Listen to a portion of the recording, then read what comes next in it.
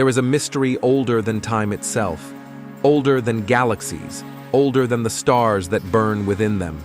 It's not the mystery of how the universe began, but of why we are aware that it exists at all.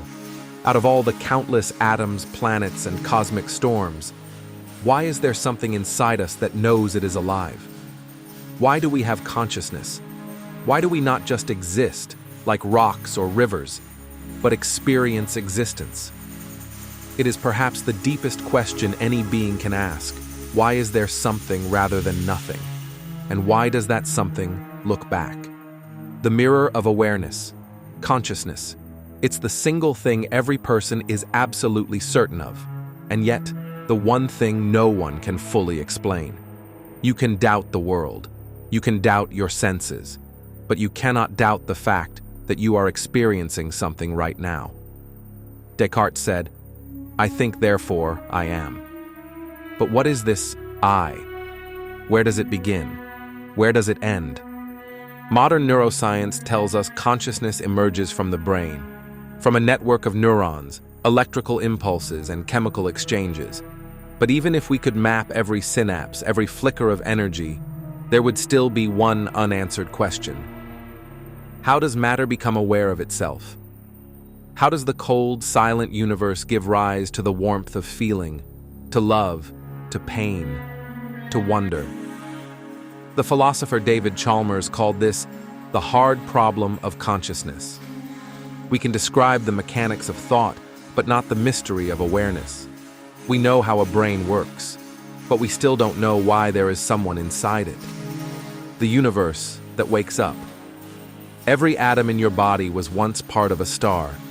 Every thought you've ever had is powered by the same energy that ignited the cosmos.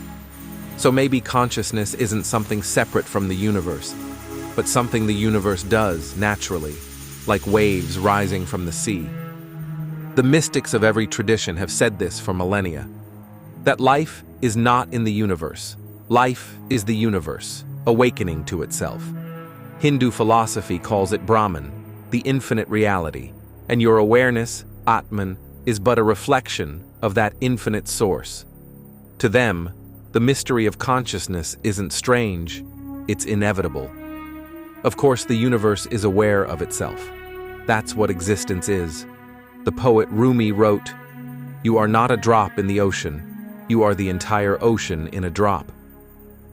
Science, meanwhile, approaches the same mystery from another direction. The more we study the universe, the more it seems fine-tuned, as if the conditions for consciousness were not accidental, but essential. If gravity were slightly weaker, if matter hadn't clumped the way it did, if carbon couldn't bond, there would be no minds to wonder about any of this. So, the question grows, did consciousness arise from the universe? Or was the universe itself born from consciousness? The dream and the dreamer. Have you ever had a dream that felt completely real? For a while you believed it, until you woke up. Now imagine, what if waking life is another kind of dream? One so vast, so detailed, we rarely notice we're inside it. Philosophers from Plato to Descartes to modern simulation theorists have all wondered, is the world we see truly real, or just a projection of consciousness? In Plato's allegory of the cave, people mistake shadows for truth.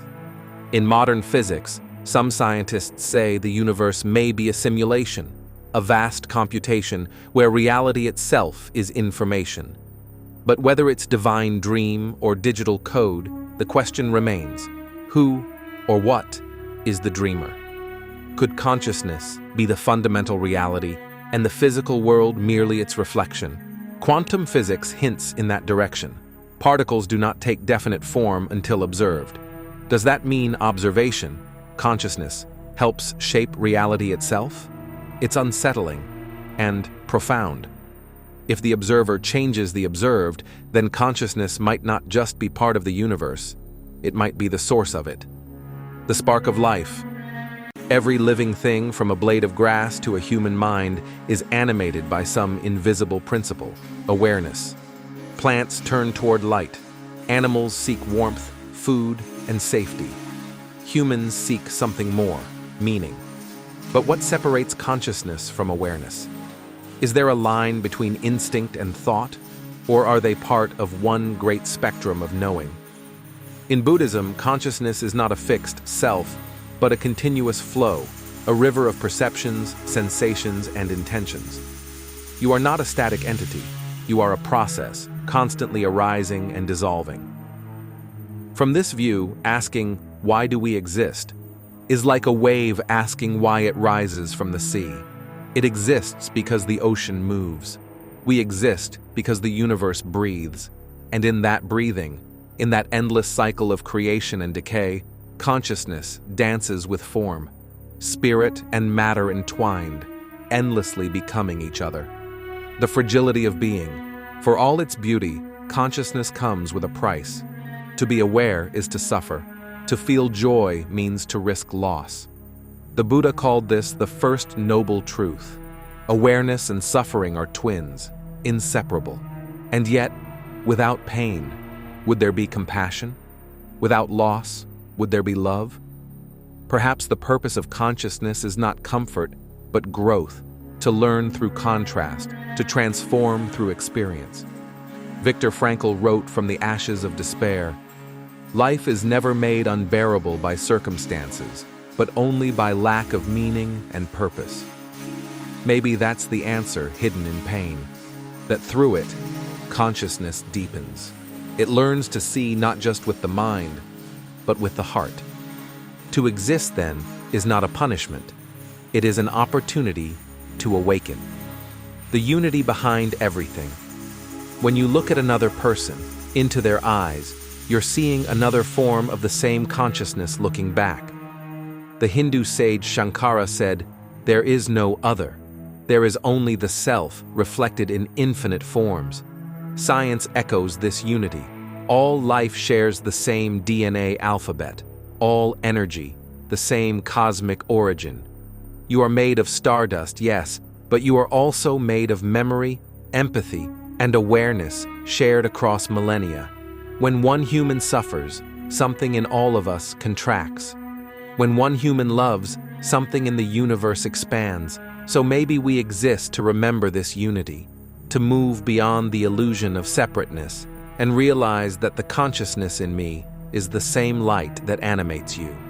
That realization, even for a moment, is enlightenment.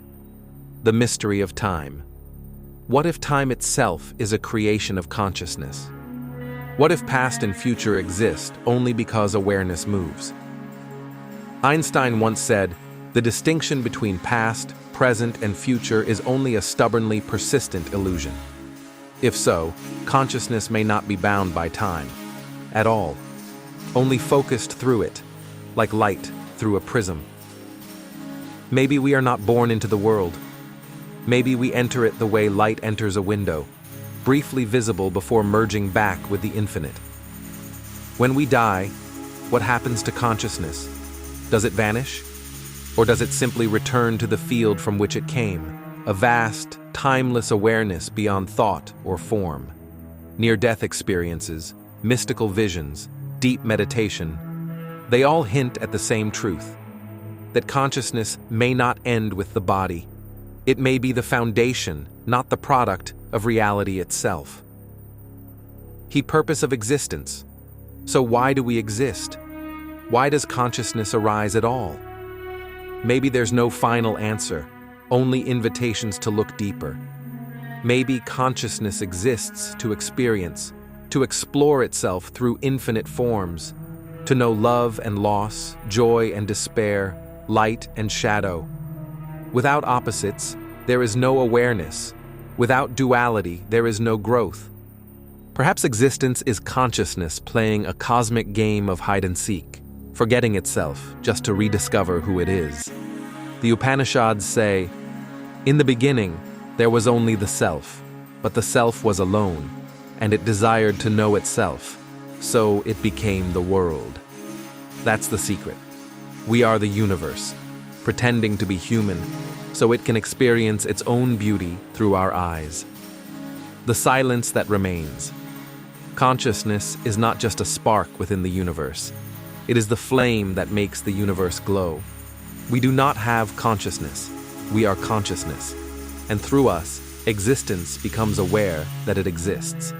So perhaps we don't need to ask, why do we exist? Perhaps the real question is, what will we do with this brief, miraculous awareness we've been given? Because someday, this light will fade, the stars will die, the atoms will scatter, but consciousness, the mystery that gave birth to all of it, will remain, silent, infinite, watching.